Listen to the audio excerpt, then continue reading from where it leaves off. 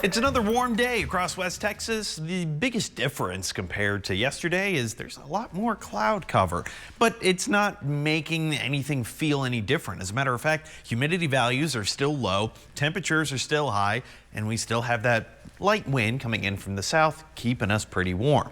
Okay, so there's probably something going on with this cloud cover. Yes, we're starting to get plenty of moisture ahead of our next cold front.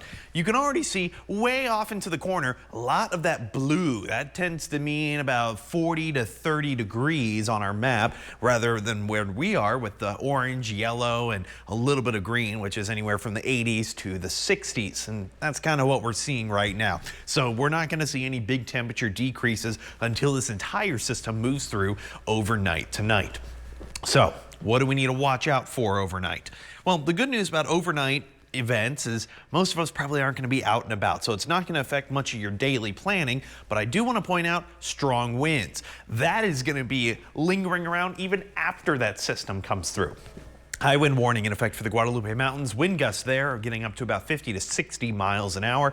And for us, well, we might even see some pop-up shower chances, more so later tonight. A lot of what you're seeing on here is unlikely to make it down to the ground. We'll keep an eye on it. I do expect rain chances start ramping up right around 9-10 o'clock tonight, starting in our western areas and then slowly moving over to the Permian Basin. But here's the catch. There's always a catch. There's a small chance of severe weather during those overnight hours. It's just that level 1 marginal risk. And I'll show you later in the models, they're not really supporting this, but it's mainly due to the wind. We're already going to have strong winds. You throw a thunderstorm on top of it, that storm can easily go severe just because the winds are already on the strong side. But coverage amounts very low. I only have about 20% coverage tonight. So what's up with that? Well, lots of cloud cover, strong winds.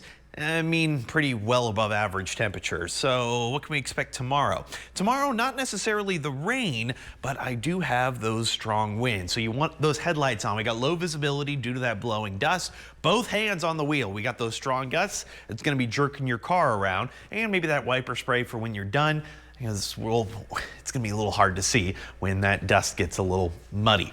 Here's 10 o'clock tonight. Most of the action, Eddy and Lee counties in New Mexico, kind of going out to our western areas. Very light precipitation. And then by midnight, notice how it kind of skips over Midland, Odessa, Big Spring. Yeah, we're familiar with that. And then here we go, 3 a.m. Well, maybe just a little thunderstorm north of Abilene, and that's it. So the severe weather chances, very, very low. I want to emphasize that. But those strong winds, they linger around throughout much of your Thursday, even into your Friday too. Friday, maybe not as strong, not as bad, but we are going to keep an eye on it because your trash can, it's probably going to be at least tipped over nearby. 35-mile-an-hour sustained winds, gusts up to 50, if not higher. Those are only going to be mainly for our western areas, so we'll keep an eye on it. And that nice temperature drop, it is actually nice. It's a gradual drop. We slowly warm right back up into the 60s shortly after that. Jolena? And my favorite thing about that drop is it's very short-lived. Coming up after the break,